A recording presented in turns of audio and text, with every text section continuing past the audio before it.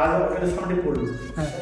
তাহলে কি অবস্থা? আর যখন সকালে আসলো দেখছি ওটাই আমি কত কাঁদবো দেখে না না কে ফিটিং হয়েছিল না? হ্যাঁ? কে ফিটিং হয়েছিল? ভিডিও সব সময় সবাই তো রিক্সা করে যাচ্ছে হ্যাঁ। ভালো রিক্সা করে চলে গেল দোকানে গেল হ্যাঁ, সাইকেল হ্যাঁ, হ্যাঁ। সাইকেল দোকান চাকরি হচ্ছে তো কবুদা ও ওই ও আমি মন্ডল, হ্যাঁ হ্যাঁ আমি মন্ডল বলছি। না আর সে সবাই আমি ভালো করে তখন ফিটিং নিয়ে আসছে তোরও আসতাম না মুশকিল হয় দেখতে হ্যাঁ।